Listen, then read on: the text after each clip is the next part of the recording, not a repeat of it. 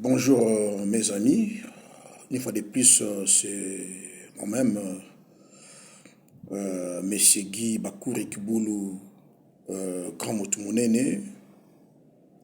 Je viens de temps en temps m'entretenir avec l'opinion publique sur des sujets brûlants qui intéressent l'actualité internationale. Et a compris que dans le Tanakh, qui est l'Ancien Testament, le livre sacré du peuple juif, et sans négliger le Nouveau Testament, Hachem, qu'on appelle Dieu, le Dieu d'Israël, aurait par son amour, par sa grâce, révélé le grande ligne de l'actuelle politique internationale à ces grands prophètes qui les ont consignés dans un livre que nous appelons le livre prophétique. Et par là, j'ai compris, parce que je fais des recherches de plus de 2600 pages, j'ai compris que Hachem est le maître de toute l'histoire de l'humanité dans les moindres détails. Donc cela nous permet aujourd'hui de, comme j'insiste, de reporter n'importe quel événement mondial comme dans un film. Vous voyez, parce que ce livre prophétique, comme je le résumé, c'est du déjà vu, du déjà entendu, du déjà vécu par les visions divines avec le prophète d'Israël. Vous voyez, qui ont représenté ces grandes lignes selon le langage de leur époque. Parce que ils n'ont pas pu maîtriser des choses qu'ils voyaient pour de siècles très éloignés qui sont les nôtres. Ces grands prophètes ont vu les États-Unis, ont vu l'URSS, ont vu la Grande-Bretagne, ont vu la Chine, la Corée du Nord, l'Iran. Ils ont vu l'Allemagne impériale, l'Allemagne nazie, l'actuelle Allemagne de Schulz. Donc, ils ont vu l'Union européenne, ils ont vu l'Union asiatique, ils ont vu l'Union africaine, ils ont vu l'Union européenne, ils ont vu tous les arsenaux militaires de grande puissance. Donc, ils ont vu des bombes nucléaires larguées à Hiroshima. Ils ont vu presque tous les événements mondiaux qui nous concernent. J'ai dit dans mes interventions, le monde croit au Tanakh que Moïse avait vu les origines, le commencement de la création. Vous voyez, donc si Moïse en a vu, nous pouvons aussi comprendre, accepter qu'il y a des prophètes qui ont vu la suite et la fin de l'histoire de l'humanité. Donc aujourd'hui, il nous est possible de faire la lecture, la trajectoire de l'histoire de l'humanité jusqu'à sa fin. Vous voyez, là où les analystes, les observateurs sont limités, sont limités, ils font la spéculation, ils sont dans le tâtonnement. Le Tanakh nous donne les issues, nous donne des voies de dénouement de n'importe quel événement mondial. Comme je dis, le tenant et les aboutissants. Vous voyez, donc ça nous permet de compléter là où les spécialistes, les commentaires s'arrêtent, des historiens. Donc aujourd'hui, à partir du Tanakh, nous pouvons fixer l'opinion publique. Vous voyez, comme je dis, moi personnellement, je sais où le monde est en train d'y aller. Vous voyez, humainement parlant, apparemment, le monde va vers le chaos. Mais j'ai compris dans le Tanakh que le monde est en transition vers son rétablissement, vers un nouvel ordre mondial, véritablement ordre mondial qui sera dirigé par le peuple juif avec Hachem. Donc, j'ai l'âme apaisée. Vous voyez? Donc,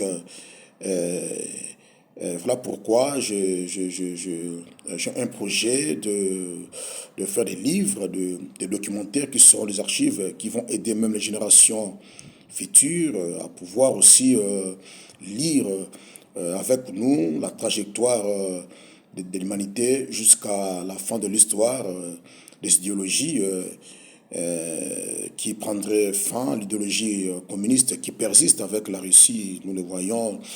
Il y a un trait important du communisme, le totalitarisme, voilà. Donc la démocratie populaire persiste dans ces pays post-communistes. De l'autre côté, chez les catholiques, il y a la démocratie libérale. Donc cela est un signe de persistance de l'empire communiste par la Russie, la Chine, la Corée du Nord. Vous voyez, les totalitarismes. Voilà. Le totalitarisme donc qui persiste. Voilà. Donc c'est un peu ça. Tout cela prendra fin en Israël. C'est là que chutera les nations pour mettre fin à l'histoire de l'humanité. C'est comme ça que les gens peuvent se demander pourquoi Hachem parlait des nations au profit d'Israël. C'est parce qu'il y a un lien direct entre Israël, son peuple, et le reste des nations. Donc l'histoire, la fin de l'histoire de l'humanité, ce n'est pas la guerre froide comme disait un de nous, Francis Fukuyama, le grand écrivain américain. La fin de l'histoire, ce n'est pas la fin de la guerre froide qui aujourd'hui est démentie. C'est cette thèse des observateurs. Je cite même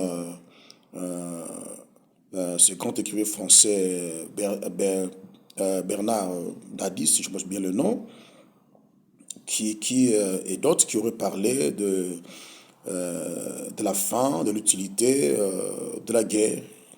Aujourd'hui, nous voyons l'utilité de la guerre est reprise avec la Russie, les États-Unis et les autres pays. Même la guerre froide reprend son bon chemin avec la Russie. Or, tout cela, c'est à relire dans le Tanakh. Le Tanakh avait parlé d'une trêve avec la fin de l'URSS et ça allait répondre avec l'héritière idéologique qui est la Russie. Donc, aujourd'hui, le Tanakh, j'insiste, c'est ce livre qui nous permet de fixer l'opinion sur les issues ou les dénouements de n'importe quel événement mondial parce que ça a été repris en avance dans le Tanakh. Donc c'est très important aujourd'hui.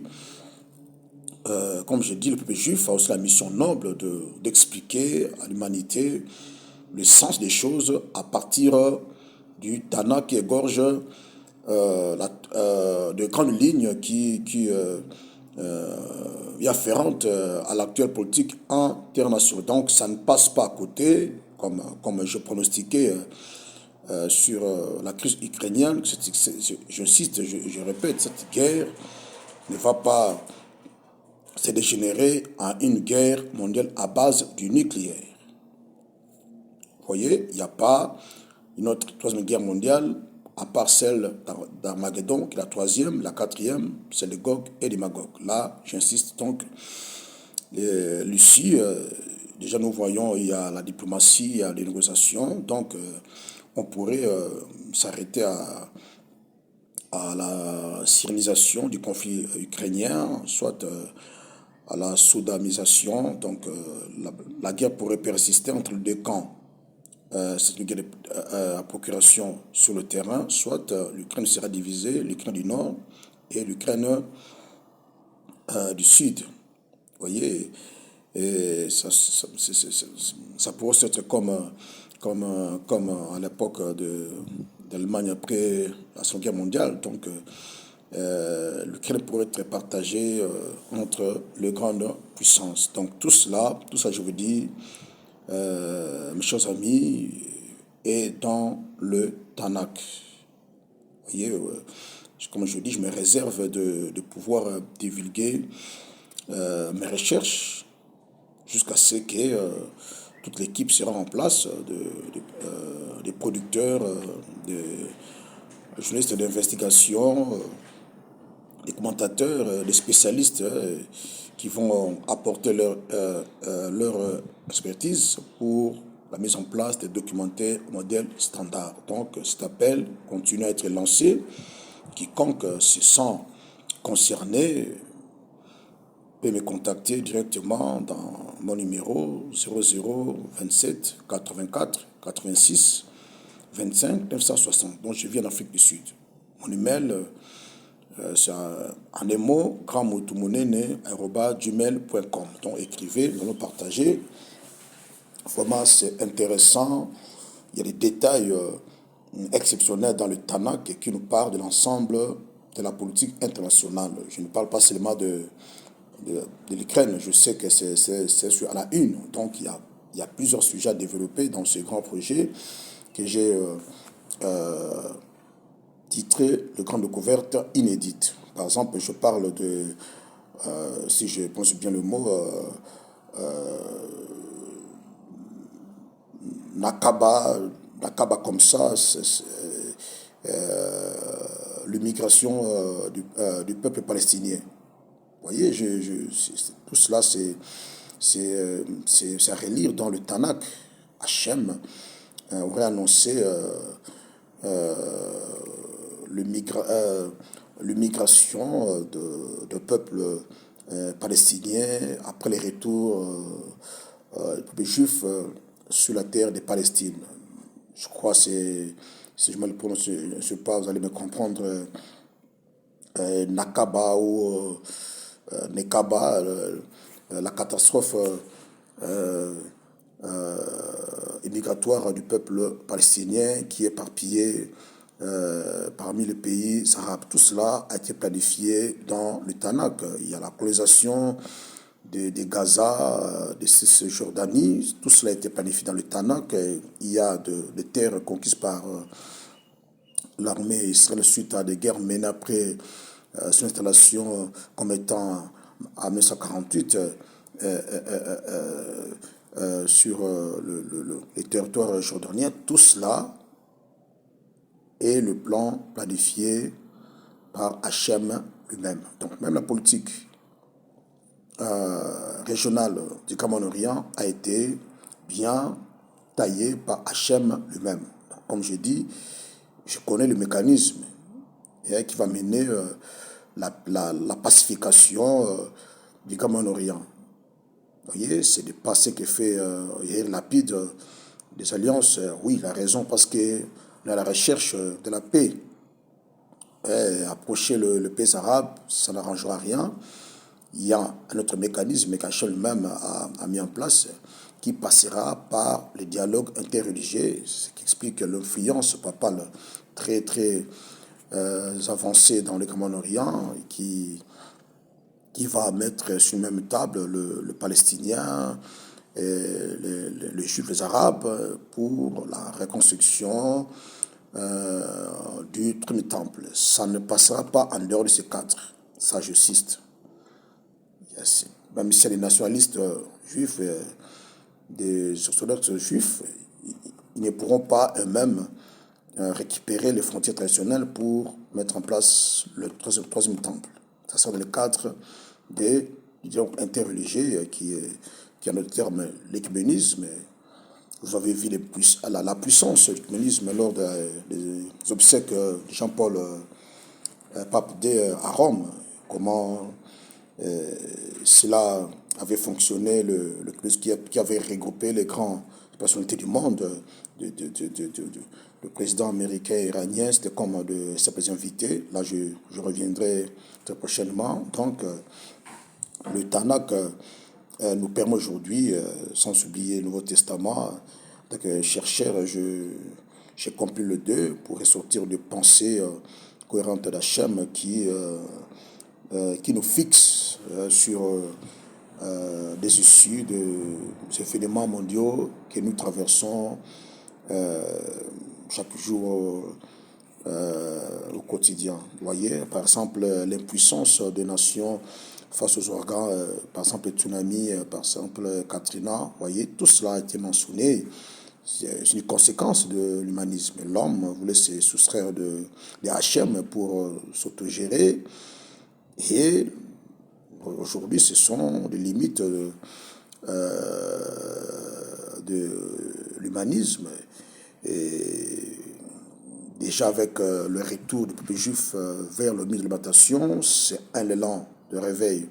C'est très important qui va entraîner le reste de la planète qui va retourner vers Hachem dans la Pax israéliano, dont je différencie la Pax israéliana qui est le plan, qui est le rejet de tout plan sous la table du gouvernement israélien de chercher la paix par des moyens pacifiques. Donc Israël, dans sa Pax israéliana, le gouvernement israélien use de force, la puissance militaire pour rétablir la paix dans le Grand-Orient. Cela aussi obéit à la logique du Tanakh. J'ai pu découvrir que Dieu aurait voulu que son peuple, après la guerre, qu'ils soient entourés des pays arabes, pour qu'ils apprennent la guerre, pour que l'attention de son peuple soit toujours sur lui, et dès qu'il viendra, tout cela prendra fin. Donc, c'est très important, voilà pourquoi j'insiste, je suis en attente,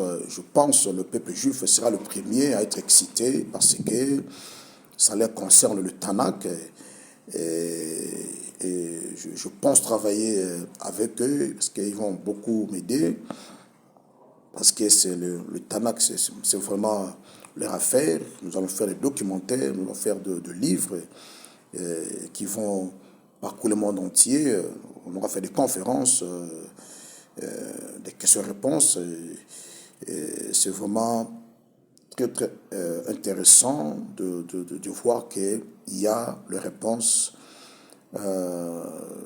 consignées dans le livre prophétique, dans le Tanakh, qui, comme je dis, ce n'est pas du fanatisme, à mon humble avis, c'est le seul livre sacré aujourd'hui susceptible de nous éclairer sur l'avenir, le futur de notre planète. Et le Tanakh égorge un message d'espoir lancé à toute la population de la Terre, les Palestiniens, les Iraniens, les Indiens, les Congolais, les Français.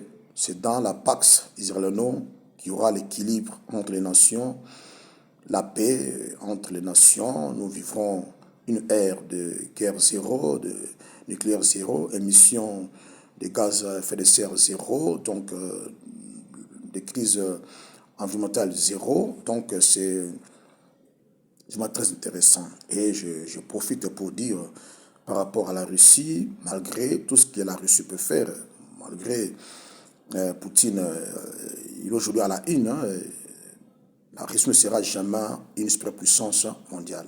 Elle ne portera jamais le système international et les nations comme on avait fait les États-Unis qui ont américanisé le système international. Leur mode de vie, le rêve américain a été projeté au reste de la planète. C'est ça le signe d'une superpuissance mondiale. Or, la Chine n'arrivera pas comme la Russie. C'est la France, c'est l'Union européenne, vous n'allez pas croire, c'est l'Union européenne, c'est le Tanakh qui va porter le système international. D'ailleurs, dans le passé, l'Union européenne avait à européaniser le système international. Des valeurs qu'on a aujourd'hui, le monde entier venait de l'Europe. Donc, à nouveau, l'Union européenne va superviser le système international, va réguler, pas de manière à pacifier, mais toujours à rendre anarchique, selon le plan d'Hachem. Et il y aura d'ici là, dans les jours à venir ou très longtemps, un conflit qui va se profiler entre les États-Unis et l'Union européenne qui va faire sortir l'Union européenne de la tutelle américaine. Et l'Union européenne va prendre le bateau de commandement pour être le gendarme du monde. Après, c'est la puissance Vatican qui va reprendre le bâton. J'ai fait des expériences. La puissance Vatican entre deux guerres mondiales se disent on m'a ravi le pouvoir, mais ce cap-là, je vais dans le reprendre pour encore le monde. Il y aura un axe entre Rome et Jérusalem. C'est là qu'il y aura la chute de l'histoire de l'humanité avec Israël. Nous entrerons dans un nouvel ordre mondial de paix durable avec Israël. À la prochaine. Bye bye.